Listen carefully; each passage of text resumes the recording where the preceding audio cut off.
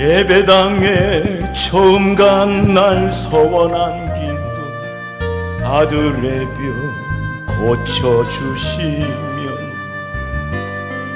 주의 종이 되게 하렵니다. 간절하게 기도하신 어머니, 죽음에서 건져주신 주님의 은혜 어찌다 갚으오리까. 그러나 이젠 예수를 모른다 하니 아버지여 어찌합니까. 내 평생 소원이 이것뿐, 내 평생 소원이 이것뿐. 우리 아들을 주의 종이 되게 하소서. 아버지여, 나의 아버지여, 나의 기도 들어주소서. 간구하는 어머니의 기도 눈물로 강을 이루네.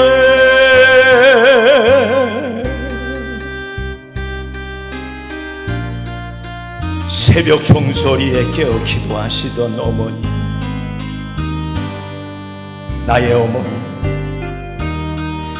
죄악의 길로만 달려가는 사랑하는 아들 살펴주소서. 절망 속에서도 항상 기도하시던 어머니, 나의 어머니, 이 세상 누구보다도 주님 사랑이 필요한 아들입니다.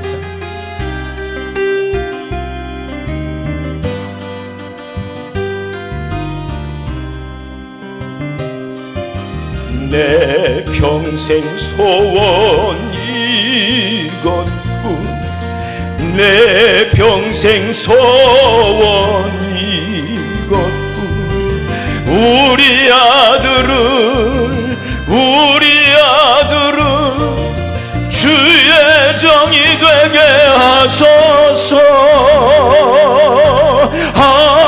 아버지여, 나의 아버지여, 나의 기도 들어주소서.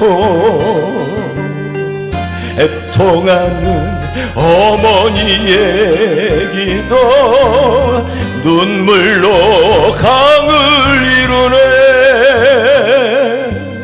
당자 되어 살아가던 이 죄인에게 하나님 빛을 주시니 사랑하는 주님 품에 안겨 이제 회개하고 용서빕니다. 어머니가 뿌려놓은 눈물의 기도, 이 죄인 이제 돌아와 주님의 복음 전하며 헌신하오니 아버지여 받아주소서. 내 평생 소원 이것뿐, 내 평생 소원 이것뿐. 앉으나 서나 눈물 흘리며 기도하던 나의 어머니,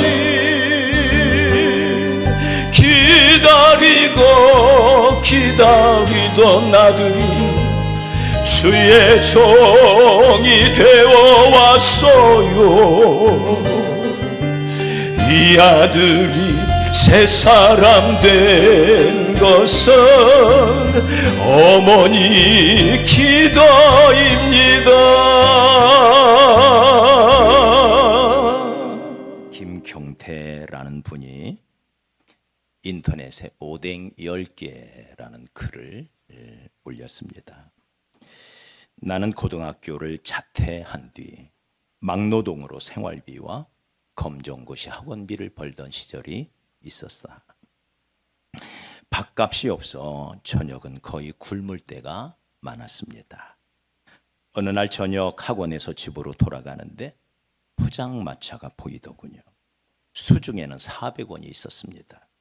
오뎅 1개 사고 국물만 10번 떠먹었죠. 그런 제가 안쓰러웠는지 아주머니가 오뎅을 10개나 주시더군요. 어차피 퉁퉁 불어서 팔지도 못하니까 그냥 먹어. 허겁지겁 먹는데 눈물이 그렁그렁해지더군요. 그 후에도 종종 퉁퉁 불어버린 오뎅을 얻어먹곤 했습니다. 전 아주머니께 나중에 능력 생기면 꼭 갚아드릴게요 라고 말하곤 했지요. 이후 군대를 전역하고 대학을 졸업한 뒤 운 좋게도 대기업 인사과에 취직하게 되었습니다. 아직도 그 포장마차가 있나 싶어서 찾아가 보았습니다. 6년 만이었죠. 여전히 장사를 하고 계시더군요. 그런데 아주머니 옆에 아들이 있더군요. 다리를 심하게 저는 뇌성마비 장애인이었습니다. 장애인이라 마땅한 취직 자리가 없다며 안타까워하는 아주머니가 안쓰럽더군요. 저희 회사에는 장애인을 전문으로 채용하는 사회적 기업이 있었습니다. 급여는 많지 않았지만 58세까지 정년이 보장되고 자녀들 학자금도 보장되는. 당장 그곳의 부장님께 찾아갔습니다. 사정을 말씀드렸죠. 흔쾌히 승낙해 주시더군요. 아들이 채용되자 아주머니는 눈물을 흘리며 기뻐하셨습니다. 총각, 이 은혜를 어떻게 갚아야 해? 저는 대답했습니다. 제가 먼저 비쳤잖아요. 그걸 갚았을 뿐인거려. 여러분, 5월은 가정의 달입니다. 동시에 은혜의 달이죠. 어린이날, 어버이날, 또 스승의 날, 또 부부의 날, 가정의 날. 이 모두가 하나님이 우리에게 베풀어 주신 은혜를 기억하는 날입니다. 또 하나님께서 사람을 통해서도 은혜를 주시죠. 그 은혜를 기억하여 감사하는 달. 이게 5월이죠. 어떻게 우리가 여기에 있게 되었습니까? 그것을 당연한 것으로 여기지 말고 은혜로 알고 감사하는 인생. 그게 우리 그리스도인의 삶인 줄 믿습니다. 오늘 본문의 이야기가 어떤 이야기입니까? 이스라엘 백성들이 애굽에서 나온 지 1년이 되었습니다. 6월절 놀라운 은혜로 구원받아 애굽에서 해방되어 나왔지요. 그 1년 동안 하나님으로부터 시내산 계명도 받았고 성막도 완성되었고, 그 1년 동안 하나님은 그들을 구름 기둥과 불 기둥으로 보호하며 여기까지 인도해 주셨습니다.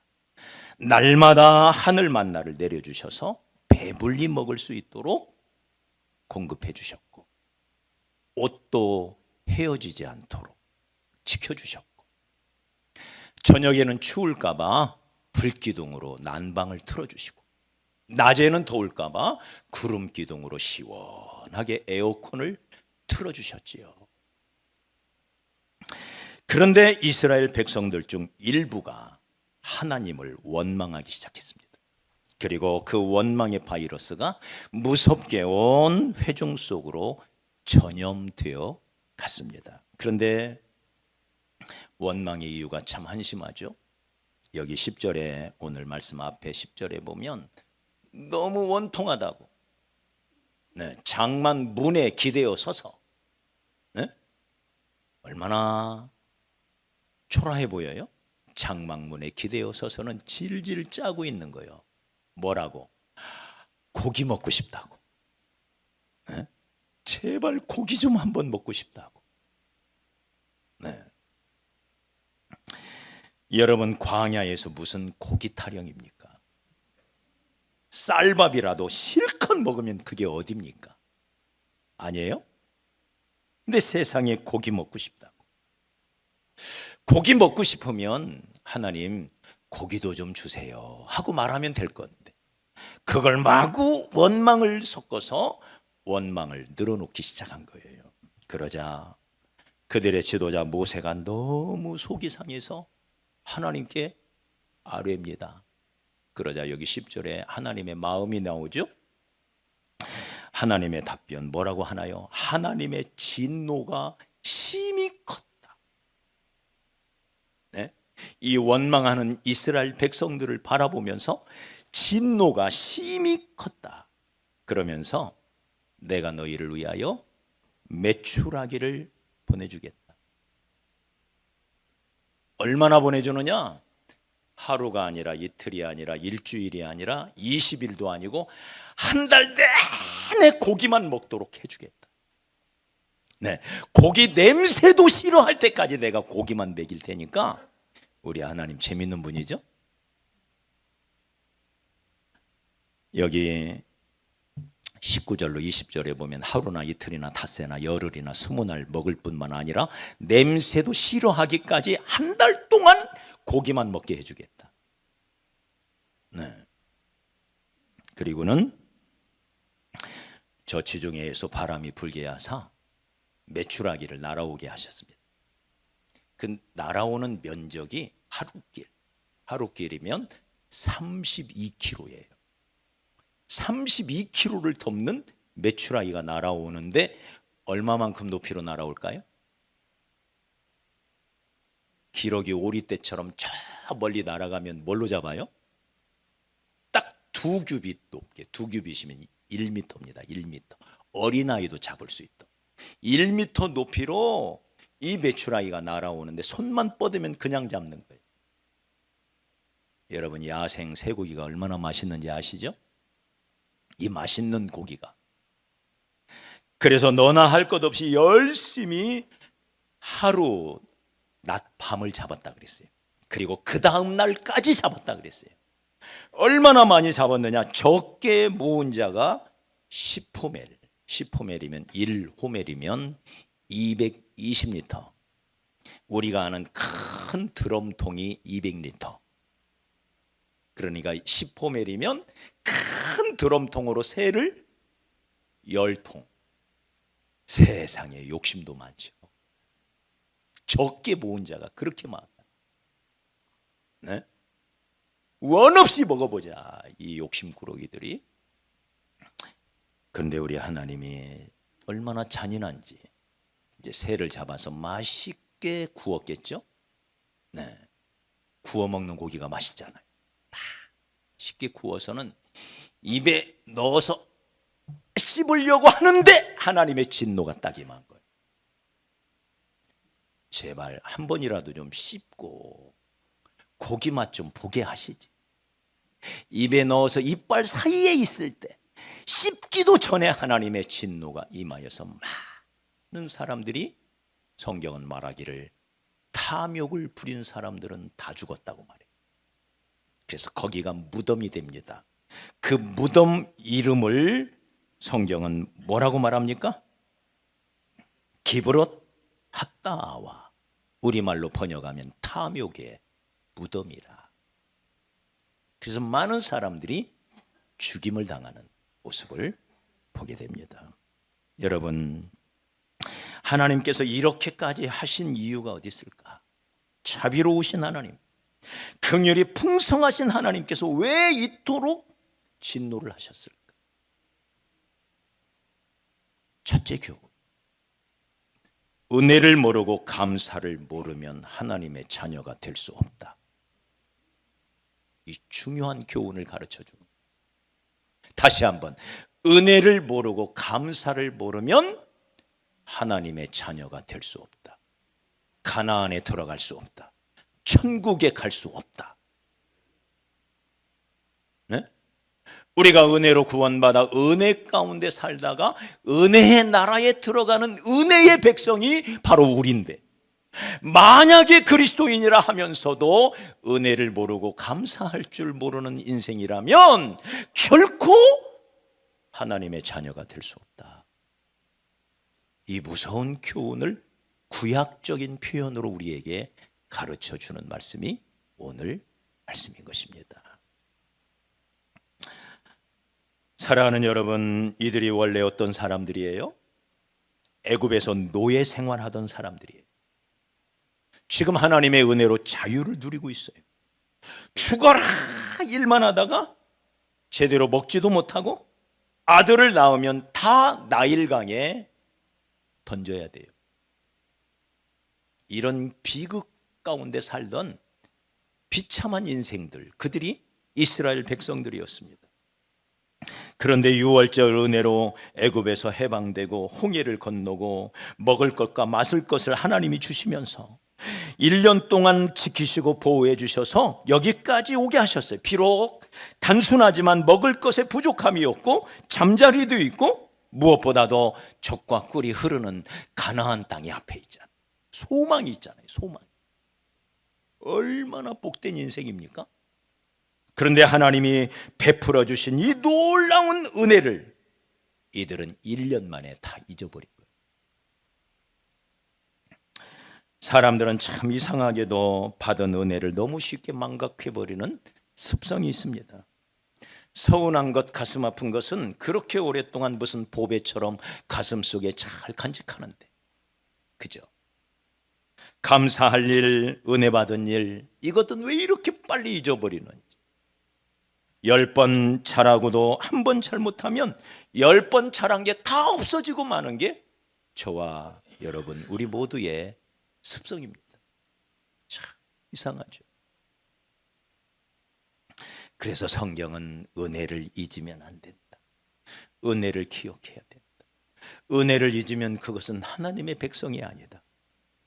은혜의 강한 자가 되라. 시작. 은혜의 강한 자가 되라.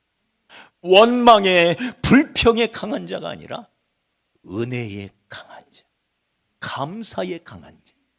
이게 우리 그리스도인이라고 하는 이야기입니다.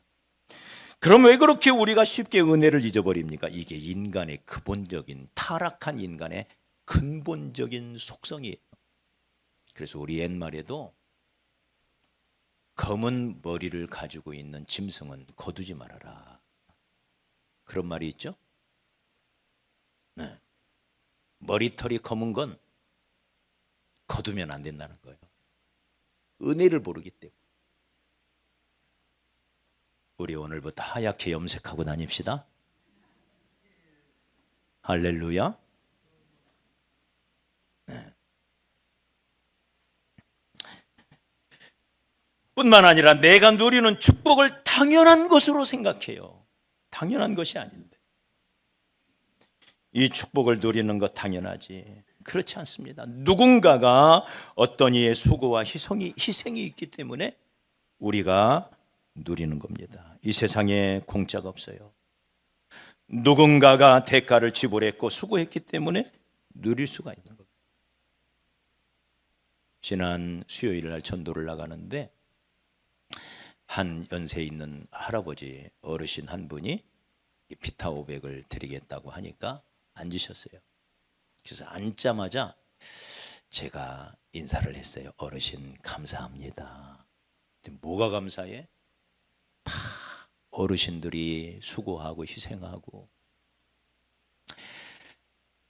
그 지긋지긋한 일제 36년 그리고 6.25 전쟁 그 후에 이어지는 그 끔찍한 보릿고개, 그걸 다 이겨내면서 한평생 우리를 위하여 수고했기 때문에 우리들이 지금 이렇게 잘 살고 잘 먹고 있습니다. 그랬더니 이 어르신이 저한테 아니 젊은 사람이 그런 걸 어떻게 알아? 제가 젊어 보이나 보죠? 네. 그래서 아버님 꼭 이번 주일 교회에 오십시오. 저희들이 아버지 어머니의 은혜에 감사하는 예배를 하나님께 드릴 거예요. 그랬더니 오신다고 하더니 안 오셨어요 오늘. 네.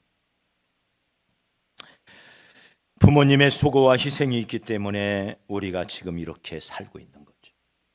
부모님이 나를 낳아주셨고 부모님이 나를 그렇게 길러주셨기 때문에 오늘 이런 모습으로 우리가 살고 있는 거죠. 누군가의 희생으로 교회가 세워지고 누군가의 흘렸던 눈물 때문에 우리가 구원받아 하나님의 자녀가 된 거죠. 맞습니까? 그러니 나에게 은혜를 베푸신 분의 희생을 과소평가하면 안 됩니다. 우리는 자꾸 누군가의 희생을 과소평가하는 못된 습성이 있어요. 베푸는 사람은 아끼고 희생해서 그렇게 한 것인데 받는 사람은 그것을 가치 있게 생각하지 않는 경향, 과소평가하는 못된 습성이 있어요. 우리가 이 성전을 건축하면서 제가 건축 이야기를 많이 하는 것은 제 은혜의 고향이기 때문에 그래요. 그렇게 어려운 중에 건축을 하는데 우리가 직접 우리 손으로 지었잖아요. 누군가가 면허를 빌려줘야 돼. 근데 그 면허가 어떤 면허냐? 종합건설 면허예요. 종합건설 면허 아무나 빌려주는 게 아니에요. 네? 많은 돈을 내야 그것도 빌려줄까 말까 한 것이. 왜? 엄청난 위험 부담이 있거든요. 누가 빌려줘요? 아는 사람 통해서 빌릴까 말까. 근데 한 번도 만나지 않은 성일종합건설 박성종 사장님이 저를 만나자마자 10분 만에 제가 빌려드리겠습니다. 그것도 공짜로. 돈 한 푼 안 받고 공짜로. 얼마나 감사한 일입니까? 나중에 끝나고 건축이 다 끝나고 찾아갔어요. 너무 감사합니다. 근데 어떻게 저를 믿고 그 큰 종합건설 면허를 저에게 빌려주셨습니까? 그랬더니 목사님 얼굴을 보니까 안 빌려주면 안 되겠더래요. 하나님 은혜지요. 그분의 마음을 감동시켜 주신 거죠. 또 구철의 소장, 우리가 잊을 수 없는 분이죠.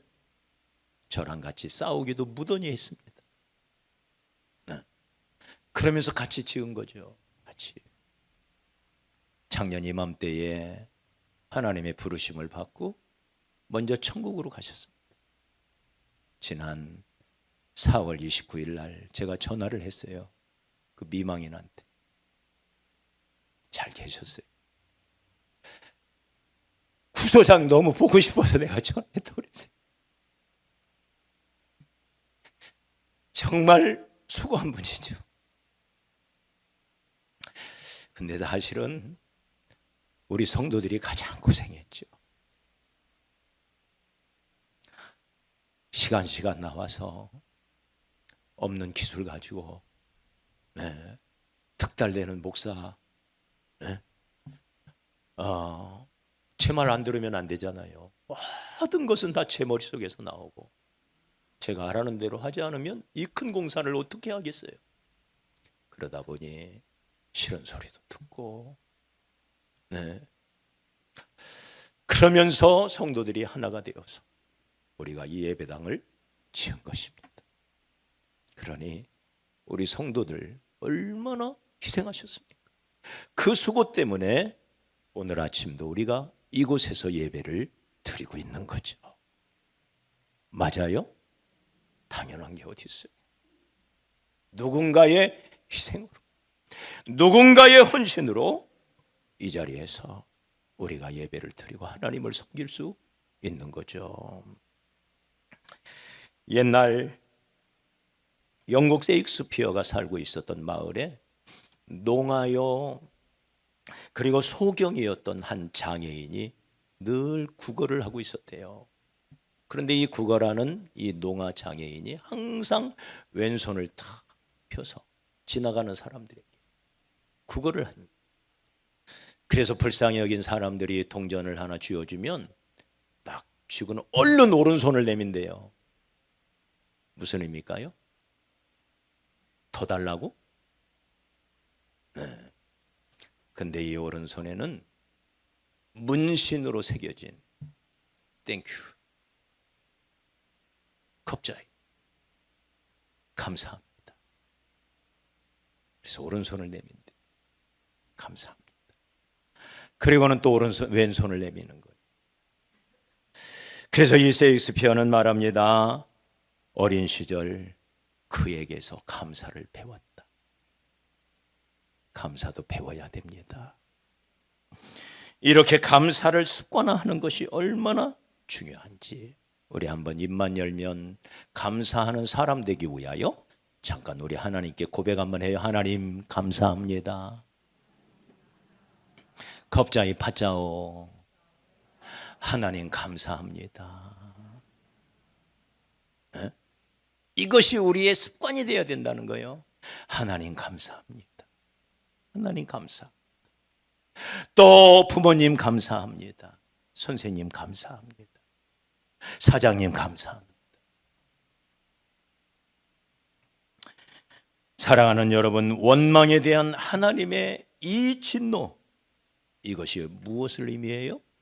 은혜를 모르고 감사를 모르면 하나님의 자녀가 될 수 없다. 이걸 가르쳐주는 교훈일 뿐만 아니라 한 걸음 더 나아가서 원망하면 망한다. 이걸 보여주는 거예요. 원망하면 망한다. 원망이 뭐라고 그랬죠? 원 없이 망한다는 말의 준말이라 그랬어요. 네? 원망하면 망하는 거예요. 그러나 은혜를 아는 사람에게는 더 많은 은혜를 베풀어 주시는 분이 하나님이시죠.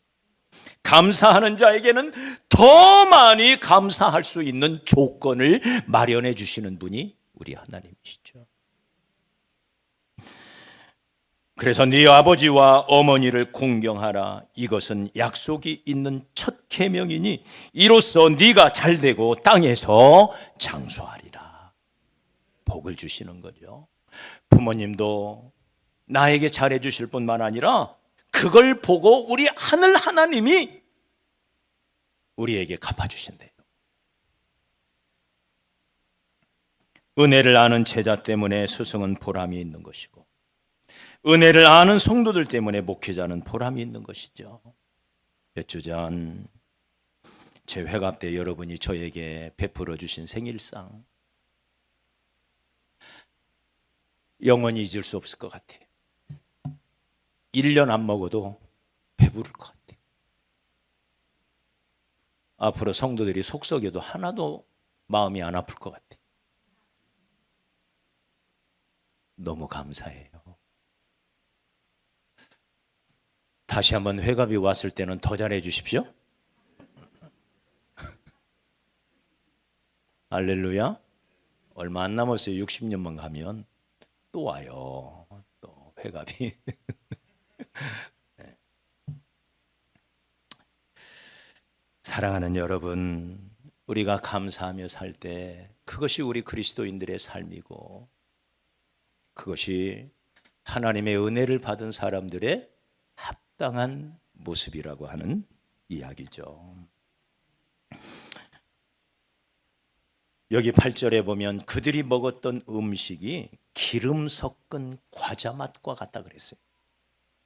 이 말을 출애굽기 16장 31절에 보면 이스라엘 족속이 그 이름을 만나라 하였으며 가시같이 희고 맛은 꿀 섞은 과자 같았더라. 얼마나 맛있는지. 꿀 섞은 과자처럼 맛있는 게 만나였어요. 이걸 매일같이 먹다가 보십시오. 하나님의 은혜가 이렇게 큰데 그 은혜를 잊어버리니까 이스라엘 백성들이 뭐라고 말해요? 이 척박한 만나 외에는 먹을 것이 없다고 말해요. 네? 꿀 섞은 과자가 척박한 음식으로 바뀌어버려요. 은혜를 모르면 이렇게 되는 거예요. 네? 하나님이 베푸신 사랑이 그렇게 큰데도 그걸 잊어버리니까 꿀 섞은 과자가 척박한 음식으로 변해버리는. 사람들이 처음 은혜를 받고 축복을 받았을 때 그것 때문에 얼마나 감사하고 얼마나 기뻐하고 감격합니까? 그런데 조금 시간이 지나면 오래 가는 것도 아니에요. 불과 1년밖에 안 지났는데 그 축복에 익숙해지다 못해 그것이 만성이 되고 그것이 당연한 것이 되고 그것이 만약에 조금 모자라게 되면 원망하고 불평하기 시작해. 참, 이게 인생인 거죠. 내가 좋은 아내를 만나 결혼을 하고 예쁜 자녀들을 낳고 좋은 집을 사서 살고 좋은 차를 타고 좋은 예배당에서 하나님께 예배를 드리고 사명자로 살게 하시고 이 모든 게 얼마나 감사해. 그러니 우리 감사함으로 예배합시다. 또 감사함으로 섬기며 봉사합시다. 주방에서 가끔씩 봉사하시는 분들 힘들지요. 힘들 때마다 내가 왕 같은 제사장님들이 드실 밥을 내가 지금 짓고 있다. 아니죠. 왕 같은 제사장들께서 잡수실 진지상을 내가 차려드리고 있다. 할렐루야. 얼마나 귀한 일이에요. 얼마나 귀한 일이에요. 미국 시카고에 있는 윌로우 크릭 커뮤니티 교회가 있습니다. 유명한 세계적인 교회죠. 빌 하이블스라는 목사님이 목회하시는 교회인데 세계 많은 분들이 이 교회를 탐방을 합니다. 한 탐방객이 있었대요. 교회 이곳저곳을 둘러보다가 화장실을 들어가게 되었는데 한 여자 집사님이 화장실 한쪽에서 눈물을 흘리고 있는 거예요. 어디 아프십니까? 그랬더니 이분이 하는 말이 아닙니다. 저는 너무너무 감격스러워서 옵니다. 천국에 갈 하나님의 자녀들이 드나드는 이곳, 천국 가는 성도들이 밟는 이곳을 내가 청소할 수 있다는 게 너무 감격해서 너무 감사해서 그렇습니다. 여러분, 은혜 받은 자의 모습이죠. 우리 이렇게 삽시다. 그러니 봉사가 감사가 되고 헌신이 감사가 되고 그 봉사가 기쁨이 되고 할렐루야. 그 희생이 너무 감격스럽고 그것으로 하나님은 또 내게 갚아주실 은혜를 생각하니 너무 보람되고 감사. 이게 신자의 삶이라는 거예요. 이게 성도의 삶이라는 거예요. 우리는 은혜 가운데 살고 있습니다. 하나님의 은혜, 부모님의 은혜, 스승의 은혜, 이웃의 은혜. 그런 은혜 속에 사는 사람들이 그걸 모르고 감사를 잊어버리고 걸핏하면 원망하고 불평하고 안타깝죠. 오늘 아침 우리에게 주시는 이 말씀 우리 마음에 꼭 새기십시다. 당연한 것 아닙니다. 손경민이라는 목사님이 쓴 너무 은혜로운 찬양 아시죠? 오늘 아침도 우리 찬양팀 같이 부르시던데 내가 누려왔던 모든 것들이, 내가 지나왔던 모든 시간이, 내가 걸어왔던 모든 순간이 당연한 것 아니라 은혜였어. 아침 해가 뜨고 저녁에 놓을 봄의 꽃향기와 가을의 열매, 변하는 계절의 모든 순간이 당연한 것 아니라 은혜였어. 내가 이 땅에 태어나 사는 것 어린아이 시절과 지금까지 숨을 쉬며 살며 꿈을 꾸는 삶 당연한 것 아니라 은혜였어. 내가 하나님의 자녀로 살며 오늘 찬양하며 예배하는 삶, 복음을 전할 수 있는 축복이 당연한 것 아니라 은혜였어. 모든 것이 은혜, 은혜, 한없는 은혜. 내 삶에 당연한 것 하나도 없었던 것, 모든 것이 은혜였어. 그 은혜에 감사하고 살아가는 하나님의 은혜를 잊으면 신자가 아닙니다. 성도가 아닙니다. 이 땅에서 하나님의 은혜와 가장 닮은 것이 있다면 부모님의 사랑이에요. 부모님의 은혜지. 맞아요? 네. 그 부모님의 은혜를 기억하고 감사하고, 네. 그래서 어머님의 말씀에, 아버님의 말씀에 순종하고 가장 자랑스러워. 누가 뭐래도 내 어머니는, 내 아버지는 적어도 나에게 있어서는 가장 소중하고 가장 존경스러운 분 아닙니까? 맞아요? 누가 뭐라 해도 내 어머니, 내 아버지를 잘 받들어 모시는 그런 저와 여러분이 되었으면 좋겠습니다.